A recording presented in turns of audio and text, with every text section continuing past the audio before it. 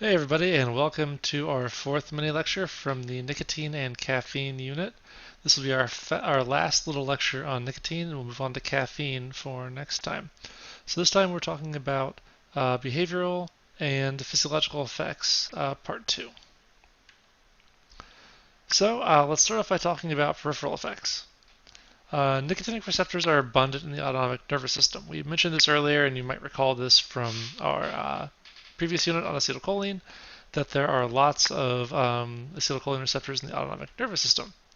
Smoking can activate both sympathetic and parasympathetic systems, resulting in tachycardia or sort of racing heart rate, elevated blood pressure, etc. This and other factors lead to an increased cardiovascular disease risk with prolonged nicotine use.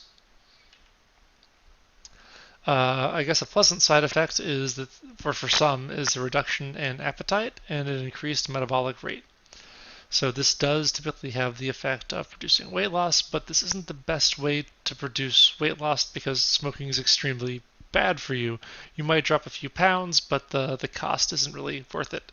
So if you're considering taking up smoking as a means to lose weight, might I advise that you don't.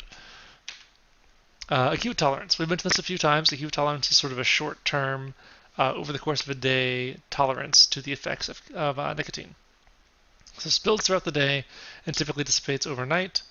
The mechanism mediating this is best sort of explained as a desensitization mechanism of central nicotinic acetylcholine receptors, including those that mediate reinforcement. So those become sensitized, undergo tolerance throughout the day. So those tend to get less reinforcing over the course of the day. So those high affinity receptors are at least partially regain sensitivity between administrations of nicotine. So between cigarettes, these high affinity receptors at least regain some sensitivity. So you're still getting activation of the system by administering nicotine. It's just lessened at each administration throughout the day.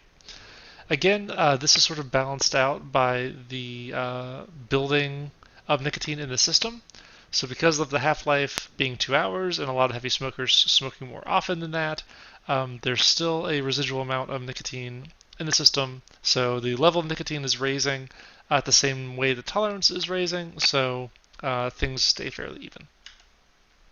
So chronic tolerance. This is tolerance that builds over the course of time, not just acute tolerance, but over many multiple administrations over time. So this is an addition to acute tolerance, so both mechanisms are in play. Chronic tolerance is surprisingly slow to dissipate. Even after prolonged abstinence, you might have tolerance still present. Again, the same mechanism is sort of thought to be at play, with receptor desensitization, which we discussed earlier, being the best explanation. However, we also see upregulation of high affinity receptors in many brain areas. So this is a sort of classic pharmacodynamic change we see because of this desensitization that's taking place. We actually see an upregulation of the amount of high affinity receptors that are present to try to sort of compensate for that in many different brain areas. So withdrawal. If people decide to kick the habit and stop smoking, cigarettes are, of course, notoriously extremely addictive. These are very highly addictive, and there are many folks who are addicted to tobacco products. There are generally sort of accepted to be 3 stages of compulsion to do with addiction. The wanting stage, where a cigarette sounds good. The craving stage, where that's just something you're thinking about a lot. It's sort of a preoccupation. You're thinking about it often, and you really crave administration of nicotine. Needing is when it crosses over into sort of a more dependent state, where you have withdrawal syndrome and you feel terrible without it. You can't focus, you can't think very well, and you feel irritable or maybe depressed. That's sort of a needing state. You really need a cigarette. So withdrawal leads to a complex abstinence syndrome with affective, somatic, and cognitive aspects. So with the affective aspect, irritability, anxiety, depressed mood, anhedonia, being sort of a lack of pleasure, insomnia, not being able to sleep, restlessness, hyperalgesia is hypersensitivity to pain. Somatic effects can include tremors, so sort of a resting, shaking tremor, bradycardia, which is sort of the opposite effect of what you get with administration, which is a slow heart rate, nausea, or hunger and weight gain. And some cognitive effects are difficulty concentrating and memory impairment. So you might notice that a lot of these are sort of the opposite of the acute effects of administration of nicotine. And that's the way abstinence syndrome or withdrawal typically goes, is you're sort of experiencing the rebound state of the drug use itself. So because nicotine leads to racing heart rate, the withdrawal will be a slowed heart rate, since it might lead to activation of the reinforcement pathway, anhedonia, and depressed mood might be the withdrawal state symptoms. Luckily, this is relatively short-lived as far as withdrawal goes, and things like nicotine gum can prevent almost all withdrawal symptoms, which indicates to us that symptoms are largely due to nicotine dependence, not some other component of the experience. It's mostly just that nicotine. So what at the neurobiological level is mediating all of this? Well, one, we have resensitization of previously desensitized and upregulated nicotinic acetylcholine receptors. So let's break that apart a little bit. Resensitization, right? So they've been desensitized by overstimulation by this cholinergic signaling.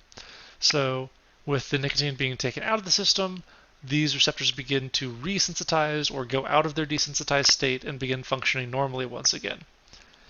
We also have upregulated nicotinic acetylcholine receptors, right? Remember, because all of these were desensitized before, as a compensatory mechanism, we have more nicotinic receptors being inserted.